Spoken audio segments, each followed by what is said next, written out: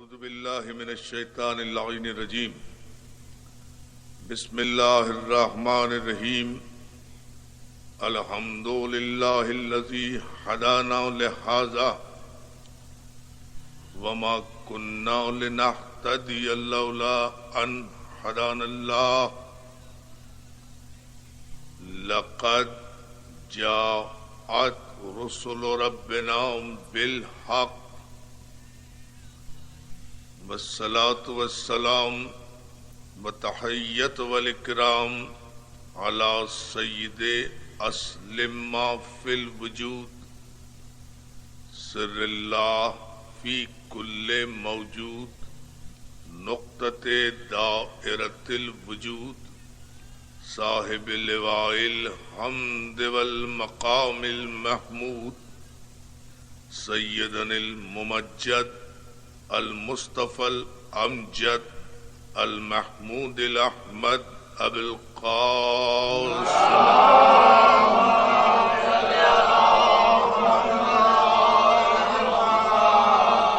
وآلہ الطیبین الطاہرین المعصومین المظلومین الذین اذهب اللہ عنہم الرجس وطہرہم تطہیرا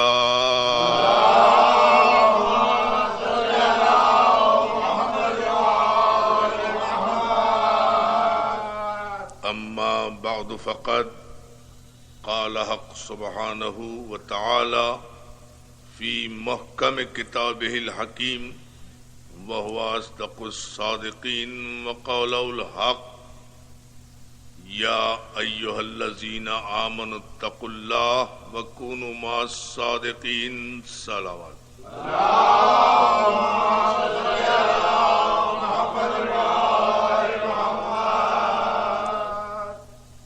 حضرات گرامی قدر عزاداران مظلوم کربلا ماتم داران خانوادہ زہرا سورہ مبارک توبہ کی تلاوت کا شرف حاصل کیا گیا اور اس سورہ مبارک کی جس آیے وافی ہدایہ کو سرنامہ کلام قرار دیا گیا اس میں پروردگار عالم صاحبان ایمان سے ایک مطالبہ کر رہا ہے. خطاب صاحبان ایمان سے ہے، خطاب ان لوگوں سے ہے جو دولت اسلام اور نعمت ایمان سے سرفراز ہو چکے. خطاب ان لوگوں سے ہے کہ جنہیں زیارت پیغمبر اسلام کا شرف حاصل ہے. خطاب ان قدسی صفات لوگوں سے ہے کہ جو بزم رسالت میں بیٹھنے کا شرف حاصل کر رہے ہیں. خطاب مشرکوں سے نہیں ہے، خطاب کافروں سے نہیں ہے، اس لیے کہ آغاز ہی میں کہا جا رہا ہے یا ایھا الذین آمنوا، اے وہ لوگو جو ایمان لائے. صاحبان ایمان سے خطاب ہے اور ایمان کے معنی اور مفاہیم اس آیے وافی ہدایہ میں آگے چل کر حکم کی منزل پر بتلائے جا رہے ہیں. اے صاحبان ایمان، ایک کلمہ پڑھنے والوں، اے بزم رسالت میں بیٹھنے والوں، تقوی اختیار کرو. یا ایھا الذین آمنوا اتقوا اللہ، تقوی اختیار کرو. وکونوا مع الصادقین، اور صادقین کے ساتھ رہو. ہماری آج کی اس اہم ترین گفتگو کا موضوع اہم ترین دن کے موقع پر صادقین ہے، اور یہاں مطالبہ بھی صاحبان ایمان سے کیا جا رہا ہے کہ صاحبان ایمان تقوی اختیار کرو اور صادقین کے ساتھ رہو. یعنی خطاب صاحبان ایمان سے، اور انہیں یہ بتایا جا رہا ہے کہ صرف ایمان لانا کافی نہیں ہے، صرف کلمہ پڑھ لینا کافی نہیں ہے، صرف بزم رسالت میں بیٹھنا کافی نہیں ہے، صرف صحبت پیغمبر کا شرف حاصل کر لینا کافی نہیں ہے، صرف اقتداء پیغمبر میں نمازیں پڑھ لینا کافی نہیں ہے، صرف ہجرت کی سعادت حاصل کرنا کافی نہیں ہے، صرف مختلف جنگوں اور مختلف مجاہدوں میں سرکار ختمی مرتبت کے ساتھ شرکت کر لینا کافی نہیں ہے، صرف تلاوت قرآن کافی نہیں ہے، صرف اقرار توحید کافی نہیں ہے، صرف اقرار نبوت کافی نہیں ہے، صرف کتب آسمانی پر ایمان لانا کافی نہیں ہے، صرف انبیاء ما سبق پر ایمان لانا کافی نہیں ہے، صرف آدم، نوح، شیش، انوش، ابراہیم، اسماعیل، داؤد، سلیمان، اسبات، یوسف، یعقوب، یہودا، عیسیٰ، موسیٰ، ہارون، ان تمام انبیاء ما سبق پر ایمان لانا کافی نہیں ہے، صرف توریت، زبور، انجیل اور قرآن پر ایمان لانا کافی نہیں ہے، صرف صحف ابراہیم اور صحف موسیٰ پر ایمان لانا کافی نہیں ہے، صرف فرشتوں پر ایمان لانا کافی نہیں ہے، صرف قیامت کے دن پر ایمان لانا کافی نہیں ہے، صرف مرنے کے بعد زندہ ہونے پر ایمان لانا کافی نہیں ہے، بلکہ اگر واقعی صاحب ایمان ہو، اگر واقعی مومن ہو تو یا ایھا الذین آمنوا اتقوا اللہ، تو تقوی اختیار کرو، یعنی مومن کے لیے مومن ہونا کافی نہیں ہے، متقی ہونا لازمی ہے۔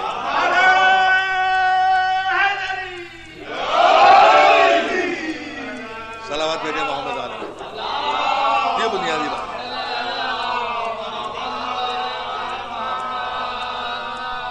یعنی یہ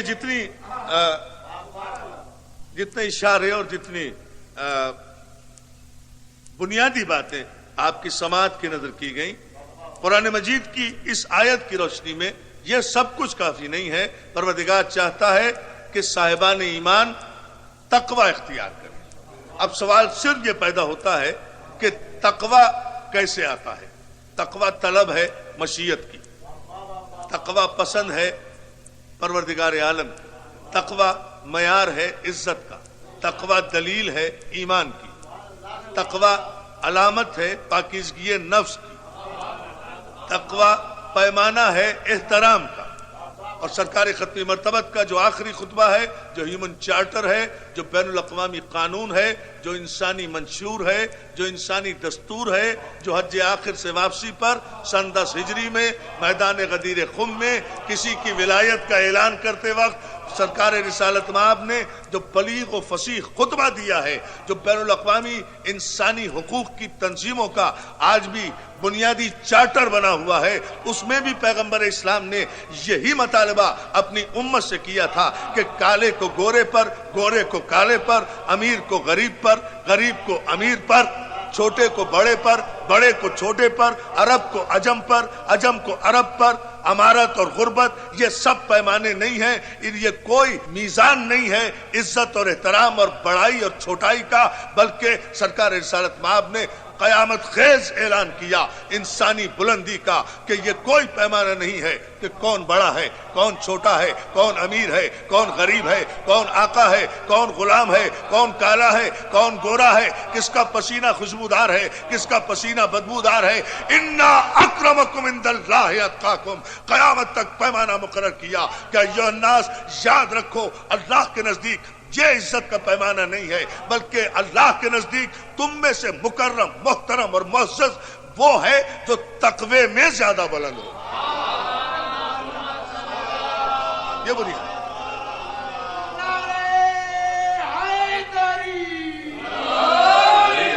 مولا سلامت رکھے یا علی مدد کہنے والا، اور جو ہے نا ایزان محترم، یہ کتنا عجیب پیمانہ ہے۔ انا اکرمکم عند اللہ اتقاکم، مکرم، معظم، معزز، محترم، صاحب عزت، صاحب فضیلت وہ نہیں ہے جس کے پاس دولت ہے، وہ نہیں ہے جس کے پاس حکومت ہے، وہ نہیں ہے جس کے پاس سلطنت ہے، وہ نہیں ہے جس کے پاس تخت و تاج ہے، وہ نہیں ہے جس کے پاس خسروی ہے، وہ نہیں ہے جس کے پاس دولت دنیاوی ہے، وہ نہیں ہے جس کے پاس لشکر ہے، عسکر ہے، تلواریں ہیں، بلکہ صاحب عزت جو اللہ اور رسول کی نگاہ میں ہے وہ ہے جو تقوی اختیار کرے، جو متقی ہو۔ اب سب سوال یہ پیدا ہوتا ہے کہ بذات خود تقوی کیا ہے؟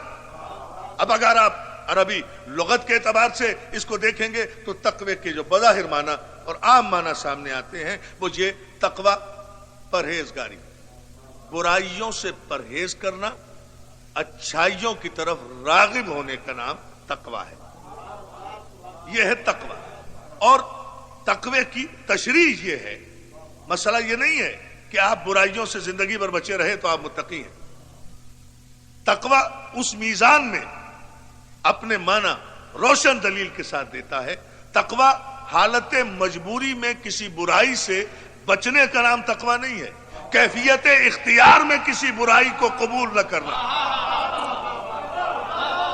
توجہ ہے نا آپ کی؟ مولا سلامت رکھے. توجہ ہے نا اذان محترم؟ یہ بنیادی نقطہ. یعنی تقوی یہ نہیں ہے کہ ایک چیز آپ کے اختیار ہی میں نہیں ہے، آپ ظلم کر ہی نہیں سکتے، اور پھر اگر ظلم نہیں کر رہے تو یہ تقوی نہیں ہے.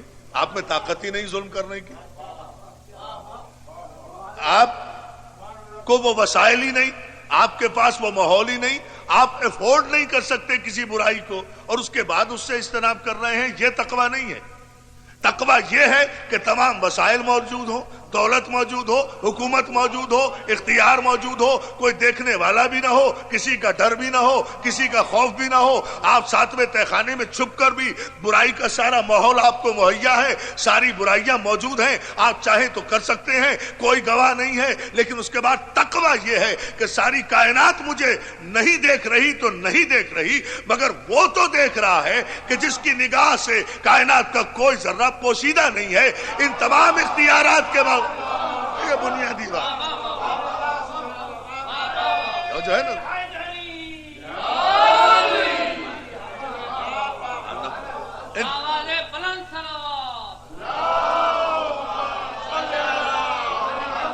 یہ تقویٰ جو ہے نا دوستو، یعنی ساری صلاحیتیں موجود ہیں، سارا اقتدار موجود ہے، ساری طاقت موجود ہے، سارے وسائل موجود ہیں، کوئی دیکھنے والا نہیں، کوئی دنیاوی قانون کا ڈر بھی نہیں ہے. اس کے باوجود آدمی برائی سے اجتناب کرے للہیت کے پیش نگاہ. یہ ہے تقوی، یہ ہے تقوی، یہ ہے بنیاد. اور اب یہ تقوی حاصل کیسے ہو؟ پھر مسئلہ یہاں آتا ہے کہ صاحب یہ تو تقوی کے معنی ہو گئے، یہ تقوی کی تشریح. تو جو پروردگار آپ کو تقوی کا حکم دے رہا ہے کہ متقی بنو، پروردگار آپ کو صرف مسلمان نہیں دیکھنا چاہتا، وہ آپ کو متقی دیکھنا چاہتا ہے.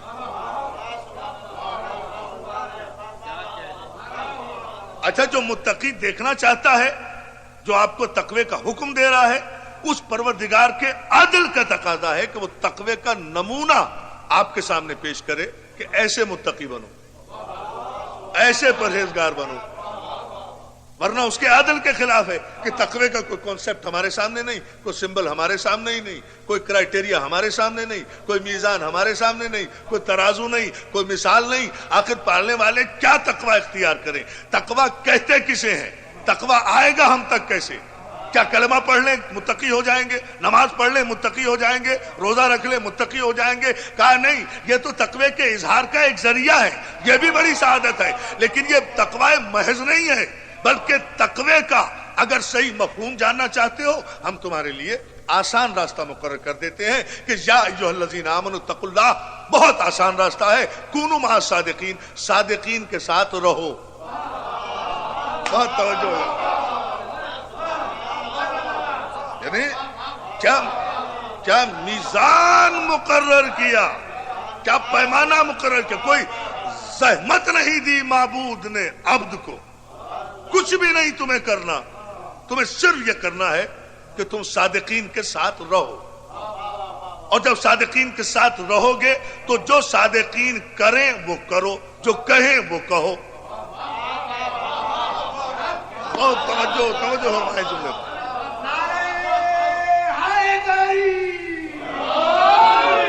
صلوات بھیج دیں بابا جی بلند محمد. اور جو ہے تو یہ بنیاد، جو صادقین کہیں وہ کہو، جو صادقین کریں وہ کرو. اپنی طرف سے نہ کچھ کہو نہ اپنی طرف سے کچھ کرو. یعنی صادقین کے مزاج ان کے قول اور ان کے فعل میں عملی طور پر ڈھل جانے کا نام تقوی ہے. بلا چون و چرا صادقین کے قول و عمل کو تسلیم کرنا، انکنڈیشنل سرنڈر، ٹوٹل کمٹمنٹ، اطاعت مطلقہ، نہ اپنی طرف سے کچھ سوچنا ہے، جہاں کیوں کیا کیسے کب، جہاں بھی یہ ذہن میں آیا لاکھ کلمہ پڑھنے والا ہو دائرہ تقوی سے باہر ہو گیا. جو ہے نا یعنی یہاں تقوی کا معیار ہی یہ ہے کہ پروردگار عالم جو حکم دے دے بس اس کی تعمیل کرنا ہے. اور وہ حکم کس کے ذریعے سے دے گا؟ صادقین کے ذریعے سے. اب صاحب مسئلہ پھر یہاں پیش آتا ہے کہ صاحب ٹھیک ہے، ہم ایمان بھی لے آئے، ہم تقوی بھی اختیار کریں گے، اللہ کا حکم ہے ہم صادقین کے ساتھ رہیں گے بھی. پالنے والے، جب تو نے صادقین کے ساتھ رہنے کا حکم دیا ہے تو یہ بھی تیری ذات واجب پر واجب ہے کہ تو بتا کہ کون ہے صادقین جن کے ساتھ رہیں.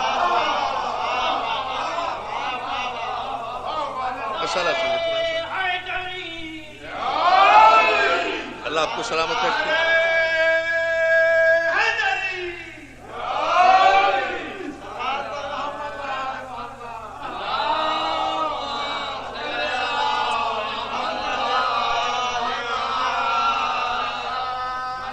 ہماری گفتگو کا محور وہ صرف یہ کہ اب آیت میں دو طبقوں کا ذکر کیا گیا، ایک یا ایھا الذین آمنو ہے، ایک صادقین ہے. دو طبقے ہیں، ایک صاحبان ایمان ہے اور ایک صادقین ہے. اقلی طور پر تسلیم کرنا پڑے گا، منطقی طور پر ماننا پڑے گا کہ یہ دونوں برابر نہیں ہیں. صاحبان ایمان اور ہیں، صادقین اور ہیں. اسٹیٹس میں، منزلت میں یہ دونوں برابر نہیں ہیں.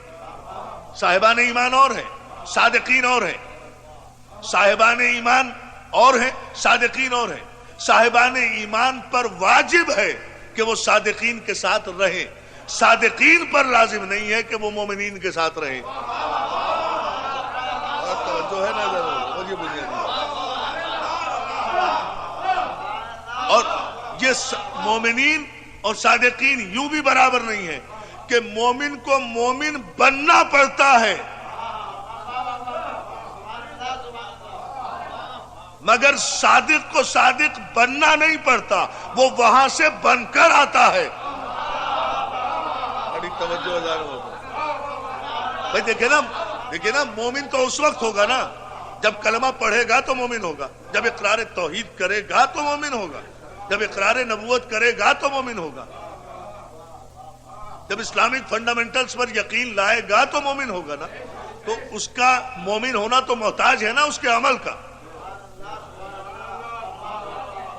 اسی لیے میں نے صادقین کا ترجمہ اب تک سچے نہیں کیا.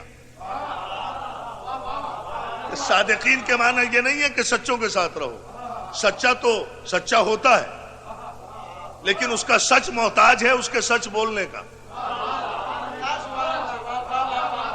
بھائی دیکھیں نا، سچ جو محتاج ہے، سچا محتاج ہے اپنے سچ کا.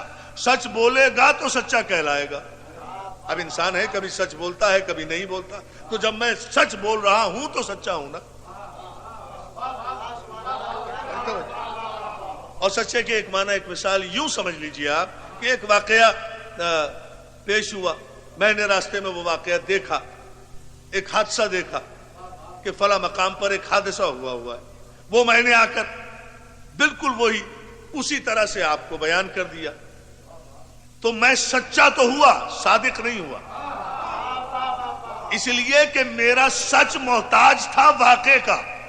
واقعہ ہوا تو میں نے بیان کیا نا، واقعہ ہوتا ہی نہ تو میں بیان نہ کرتا، بیان نہ کرتا تو میرا سچ ثابت نہ ہوتا، سچ ثابت نہ ہوتا تو میں سچا نہ ہوتا. سچا اسے کہتے ہیں جو واقعے کے ہونے کا محتاج ہو. صادق اسے کہتے ہیں کہ جو کچھ وہ بیان کر دے وہ واقع ہو جائے. یہ ہے بنیاد.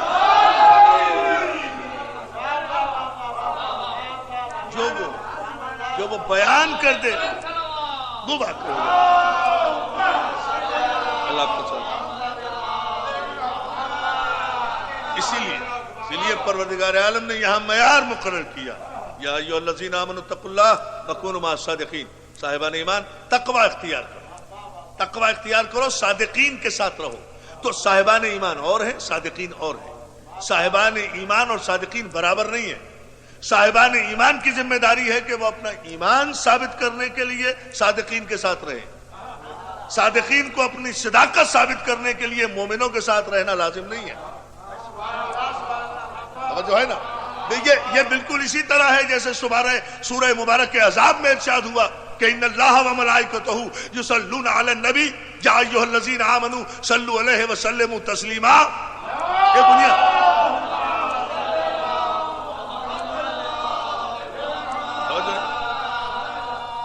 جیسے سورہ مبارک کے احزاب میں ارشاد ہوا کہ اللہ اور اس کے فرشتے درود بھیجتے ہیں محمد و آل محمد پر۔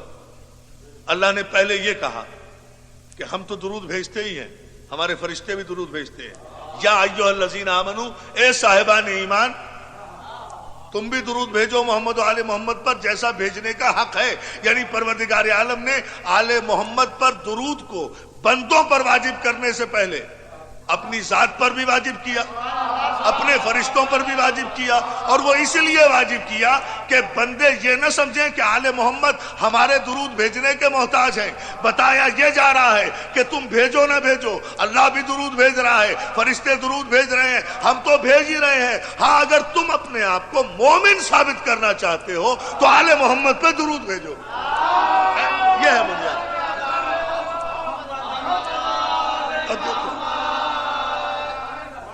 جو ہے نا بڑی عجیب منزل ہے۔ دیکھو اگر اپنے آپ کو مومن ثابت کرنا چاہتے ہو، یہاں بھی اسی مقام پر یہ ارشاد ہو رہا ہے کہ صاحبان ایمان اللہ سے ڈرو، تقوی اختیار کرو، وَكُونُوا مَعَ الصَّادِقِينَ، اور صادقین کے ساتھ رہو۔ یعنی اگر ثابت کرنا چاہتے ہو کہ تم مومن ہو، ثابت کرنا چاہتے ہو کہ متقی ہو، ثابت کرنا چاہتے ہو کہ تقوی اختیار کر رہے ہو، تو صادقین کے ساتھ رہو۔ تمہیں صادقین کے ساتھ رہنا ہے۔ اچھا اب چونکہ اللہ نے حکم دیا ہے نا صادقین کے ساتھ رہنے کا، اللہ کی ذمہ داری ہے کہ وہ بتائے کہ صادقین کون ہیں۔ پروردگار ہم کس کے ساتھ رہیں، کون ہیں صادقین، تو بتا۔ چونکہ آیت میں حکم ہے صادقین کے ساتھ رہنے کا، تو میں روایت سے نہیں پوچھوں گا کہ صادق کون ہے، آیت بتائے کہ صادق کون ہے۔ پہلی بات۔ اچھا صاحب یہ تو آیت میں ہو گیا پہلا مرحلہ۔ دوسرا مرحلہ جو آیت میں قابل فکر ہے وہ یہ ہے کہ صاحبان ایمان صرف کل ہی کے نہیں، قرآن حجت ہے قیامت تک، قرآن سند ہے قیامت تک، قرآن ہدایت ہے قیامت تک، قرآن چراغ ہے قیامت تک، قرآن روشنی ہے قیامت تک، قرآن سند ہے مسند ہے قیامت تک، قرآن مبین ہے قیامت تک، قرآن معجزہ رسالت ہے قیامت تک، قرآن ضابطہ حیات ہے قیامت تک۔ تو جب قیامت تک ہے تو یہ آیت سورہ توبہ میں صرف زمانہ رسالت میں موجود نہیں تھی، اس وقت بھی تھی، آج بھی ہے، قیامت تک رہے گی۔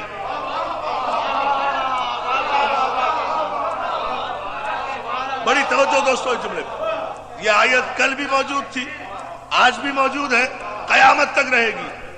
تو صاحبان ایمان کل بھی تھے، آج بھی ہیں، قیامت تک رہیں گے۔ تو صاحبان ایمان پر کل بھی واجب تھا کہ وہ صادقین کے ساتھ رہیں، آج بھی واجب ہے کہ وہ صادقین کے ساتھ رہیں، قیامت تک واجب ہے کہ وہ صادقین کے ساتھ رہیں۔ تو اگر صادقین صرف محمد رسول اللہ کے زمانے تک تھے اور ان کے بعد صادقین نہیں رہے، ہم جیسے گناہگار ہو گئے، تو آیت معطل ہو جائے گی، حجت تمام نہیں ہوگی۔ اللہ پر واجب ہے کہ وہ قیامت تک صادقین کی حیات کا بندوبست کرے، اس لیے کہ اگر مومن قیامت تک جائے گا تو من جانب اللہ صادق بھی قیامت تک ضروری ہے، ہدایت ضروری ہے۔ سلامت رہے۔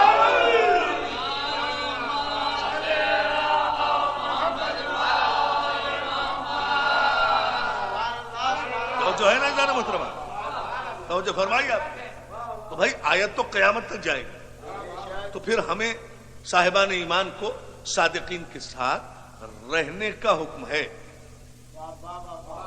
سچے بنانے کی اجازت نہیں ہے۔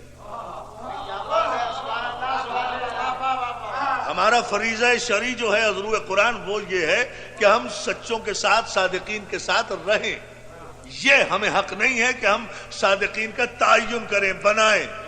بنانا اس کا کام ہے جس نے حکم دیا ہے، ہمیں تو صرف اطاعت کرنا ہے، ہمیں تو صرف ان کے ساتھ رہنا ہے، تو ہمیں بنانا نہیں ہے۔ تو معلوم یہ ہوا کہ صادق بنایا نہیں جاتا، بن کر آتا ہے۔ اور جو ہے نا دوست، یہ بنیادی بات،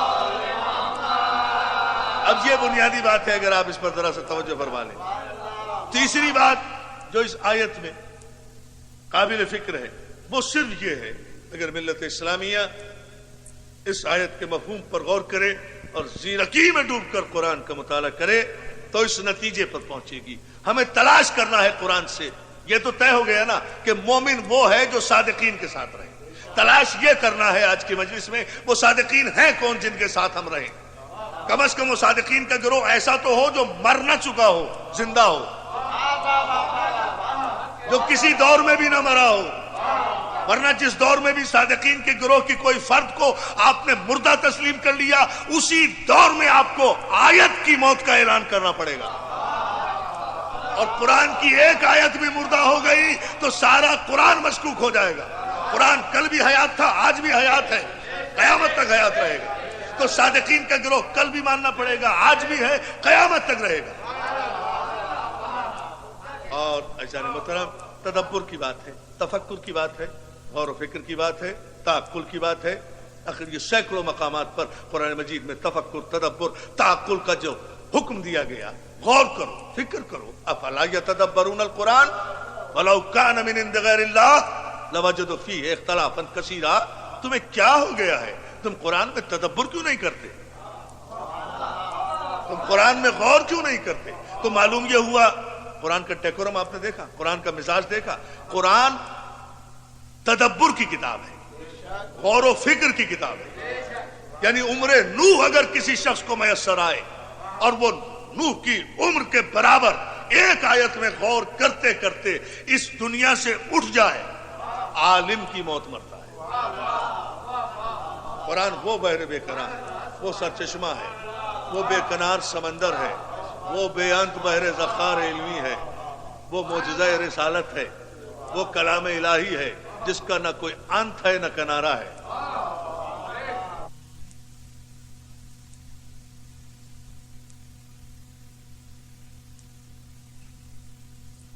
وہ صادقین کون ہیں جن کے ساتھ رہنے کا ہمیں حکم دیا گیا، اور اس کے لیے ہمیں نہ کسی کتاب کا حوالہ دینے کی ضرورت اس لیے نہیں، حق بھی نہیں پہنچتا، اس لیے کہ صادقین کے ساتھ رہنے کا حکم اللہ کی کتاب میں، لہذا کسی کو اپنی کتاب لانے کی ضرورت نہیں ہے کہ صاحب ہماری کتاب میں یہ صادق ہے، ہماری کتاب میں یہ صادق۔ بات ہے صرف اللہ کی کتاب، تو پوری تفصیل میں جانے کی ضرورت نہیں۔ یہ پروردگار عالم کا فریضہ ہے کہ وہ معبود حقیقی اس لیے کہ اس نے خود اعلان کیا، وہ عادل ہے۔ لا یکلف اللہ نفسا الا وسعها، اللہ کسی نفس کو اس کی طاقت سے زیادہ تکلیف نہیں دیتا۔ تو اگر اس نے ہم پر یہ تکلیف شرعی عائد کی ہے کہ ہم صادقین کے ساتھ رہیں، مالک تو بتا، پروردگار تو بتا، تو بتا کہ صادقین کون ہیں، پھر ان کے ساتھ ہم رہیں، پھر ہماری ذمہ داری ہے۔ پہلے تو بتا کہ کون ہیں وہ صادقین۔ تو ظاہر ہے جب پروردگار بتائے گا تو کسی حدیث کی کتاب میں تو بتائے گا نہیں، پروردگار جب بتائے گا تو اپنی ہی کتاب میں بتائے گا۔ تو جواب یہی آئے گا، یوں تو ہر ورق پر صادقین کے قصیدے قرآن میں بکھرے پڑے ہیں، لیکن اگر ایک آیت میں تم تدبر کر لو تو میں نے صادقین قرآن میں بتائے نہیں ہیں، قرآن میں صادقین دکھائے ہیں۔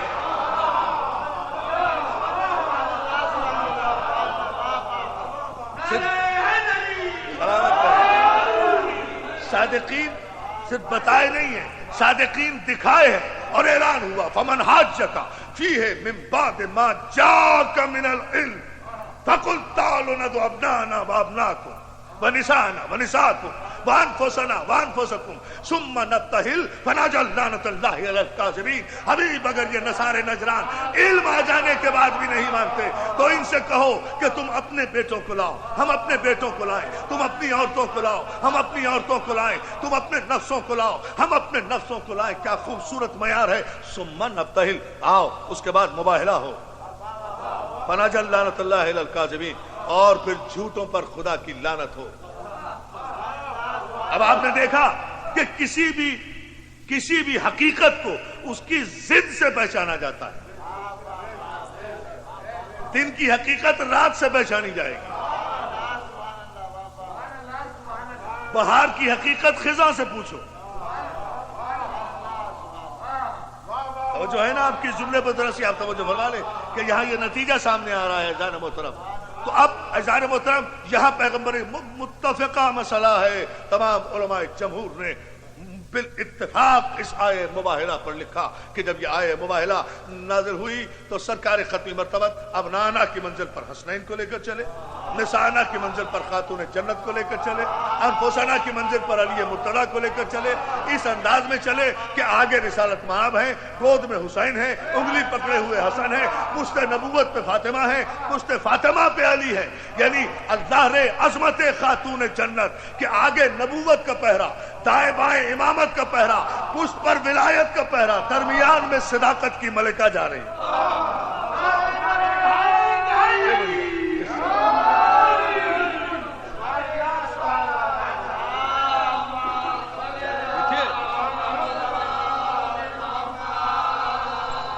اب گفتگو کتنی مسلسل اور گفتگو کتنی مکمل ہے. یہاں صادقین کے ساتھ رہو. پروردگار عالم نے حکم دیا حبیب ان سے کہو کہ تم اپنے بیٹوں کو لاؤ, ہم اپنے بیٹوں کو لائیں, تم اپنی عورتوں کو لاؤ, ہم اپنی عورتوں کو لائیں, تم اپنے نفوس کو لاؤ, ہم اپنے نفسوں کو لائیں. اب یہ پنجتن کا گلدستہ ہے جو بالاتفاق گھر سے نکل کر مباہلے میں آیا ہے. کس لیے آیا ہے؟ جھوٹوں پر لعنت کرنے کے لیے. کون کرے گا جھوٹوں پر لعنت؟ جو خود صادق ہوگا.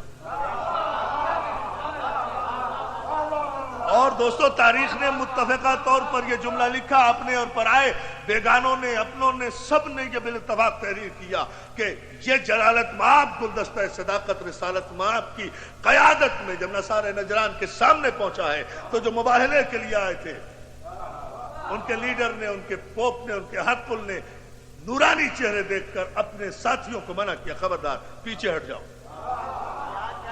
ان کے مقابلے میں نہ آنا, ان سے مباہلہ نہ کرنا, ان سے مباہلہ نہ کرنا. میں وہ چہرے دیکھ رہا ہوں کہ اگر یہ پہاڑ کو حکم دیں گے پہاڑ اپنی جگہ سے سرک جائے گا, زمین کو حکم دیں گے زمین شک ہو جائے گی, بندروں اور سوروں میں تبدیل ہو جاؤ گے, ان کے مقابلے میں نہ آنا. پیچھے ہٹ گئے. تو اذان محترم بات واضح ہوئی یا نہیں؟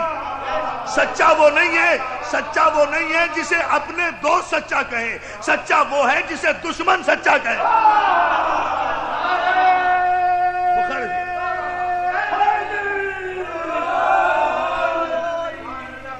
جو ہے نا دوست, یہ ہے صداقت والی. اور سامنے آیا کون تھا صاحب مباہلے میں؟ سامنے کون ہے؟ سرکار رسالت مآب ہے, حسن ہے, حسین ہے. تو سامنے سے تو یہ تین ہی چہرے دیکھے نا.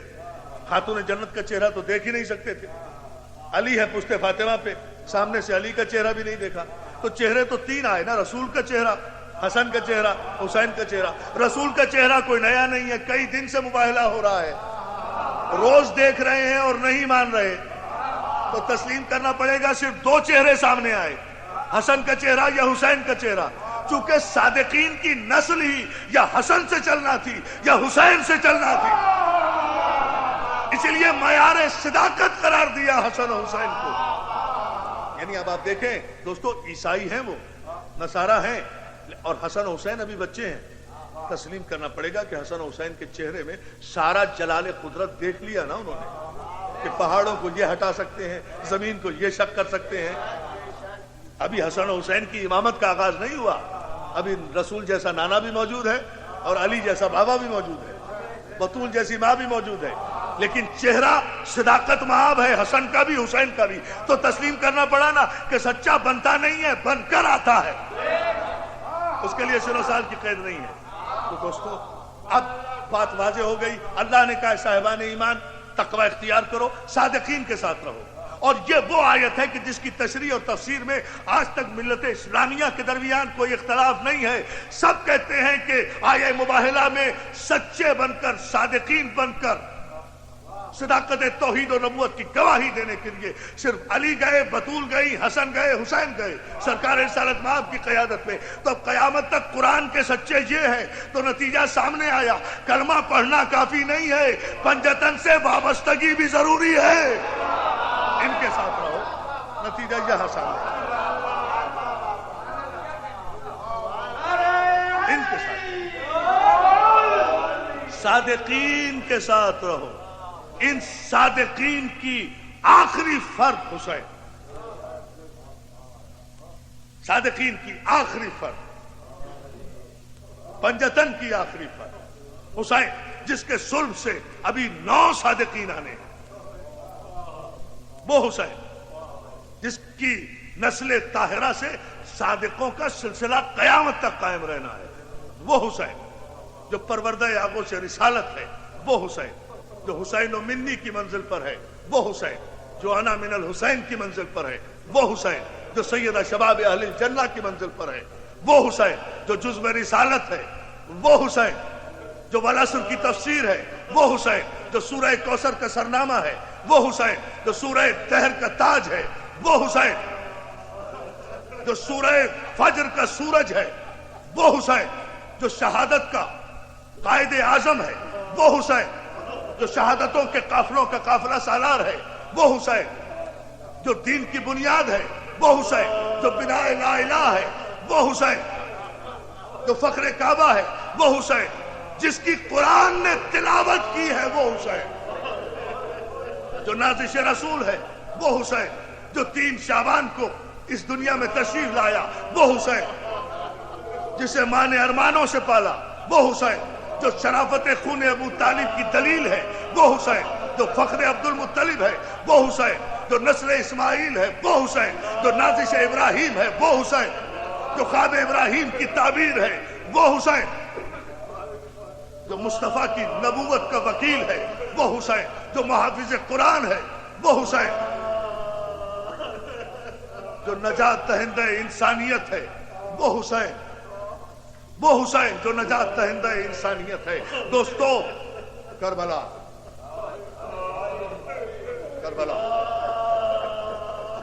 سن 61 ہجری، کربلا عاشورہ محرم، نماز فجر سے لے کر عصر تک 10 گھنٹے میں 72 لاشیں اٹھانے والا حسین۔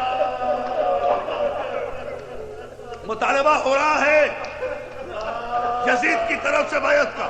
دوستو، مسئلہ صرف بیعت کا نہیں تھا۔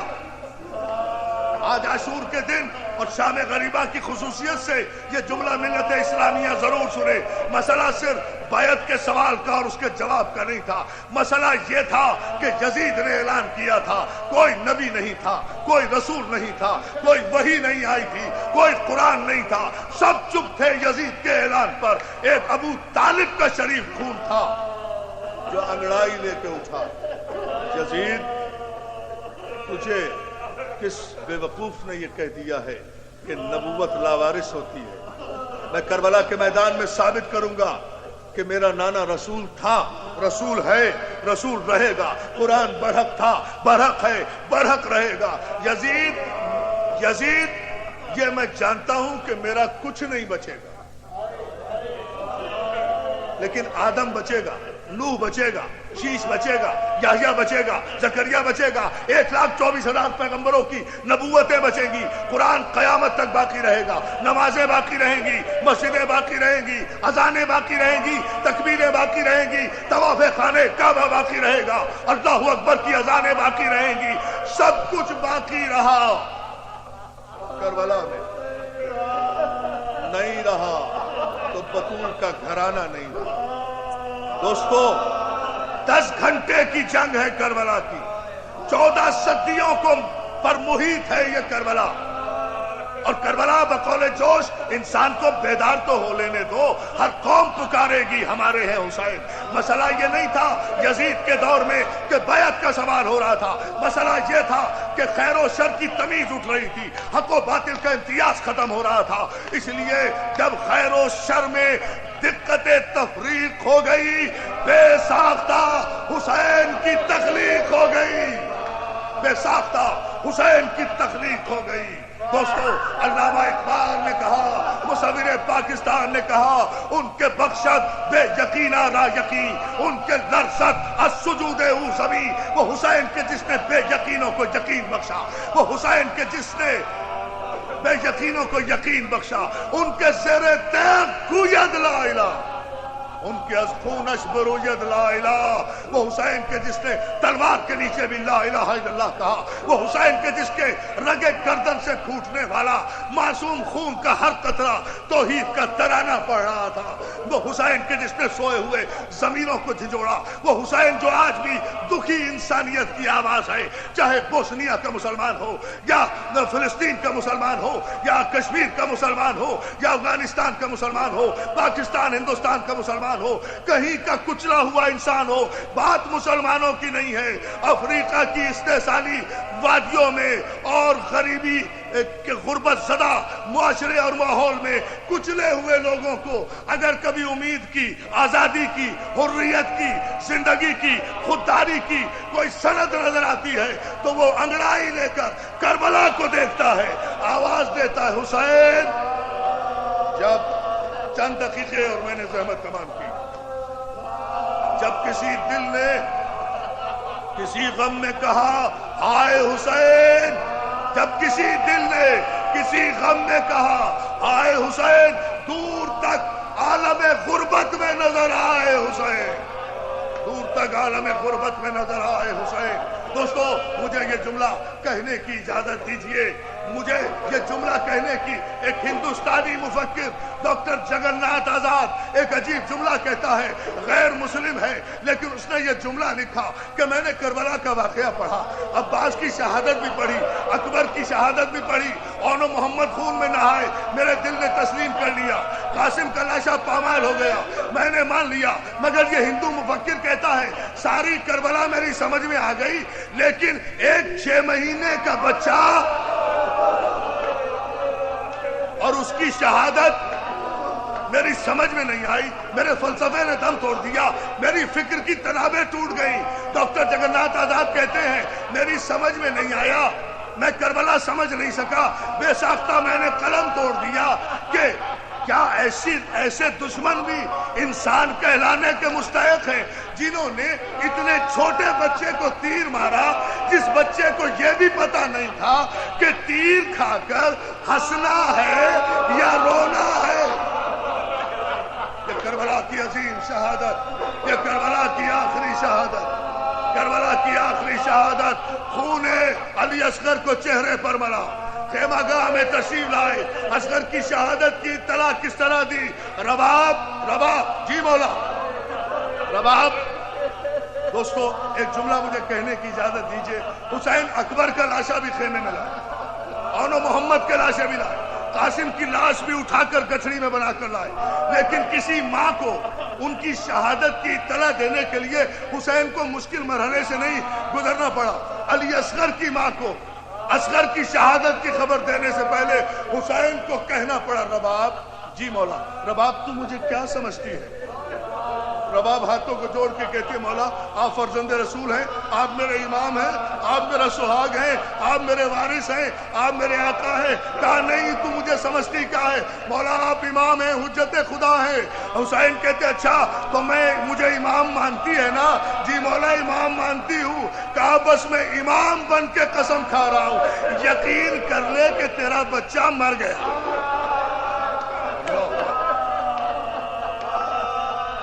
یقین کر لے کہ تیرا بچہ مر گیا۔ شام غریبہ، عاشور، 10 محرم، اہل حرام، چاروں طرف عزیزوں کے لاشے، وہ عباس، وہ علی اکبر، وہ قاسم، وہ اون محمد، آج ڈوب گیا عاشور کا شرمندہ سورج۔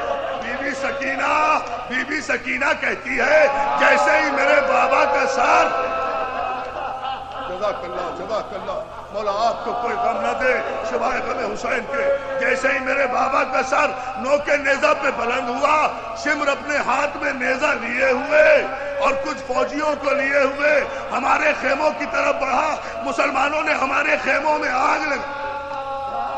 آپ نے جملہ سنا دادا؟ مسلمانوں نے ہمارے خیموں میں آگ لگا دی. وہ بی بی سکینہ کہتی ہے عزادارو خدا تمہاری بچیوں کو سلامت رکھے. آج تمہارے گھروں میں اندھیرا ہے نا, تھوڑی دیر کے لیے اندھیرا کر لیا, خاک پر بیٹھے ہوئے ہو, ہاں روشنی نہ کرنا.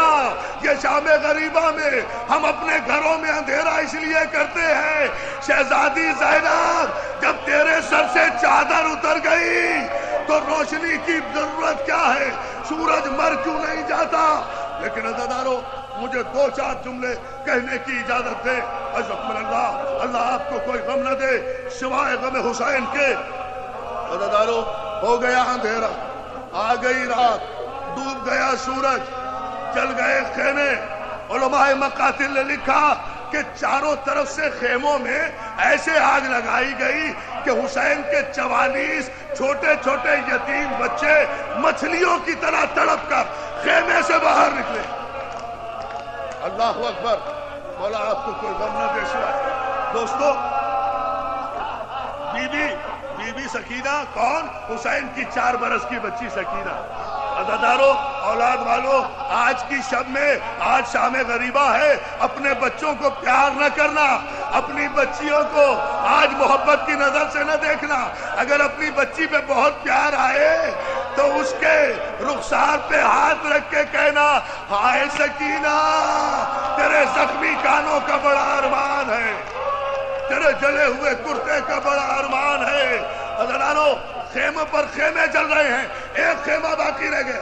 بچن جملے, ایک خیمہ باقی رہ گیا.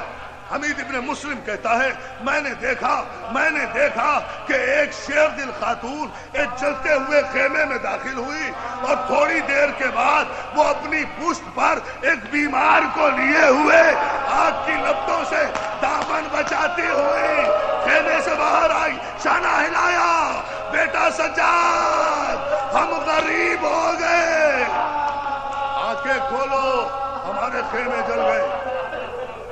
مولا آپ کو سلامت رکھے. عزکم اللہ. جو بہت قیامت کی رات ہے.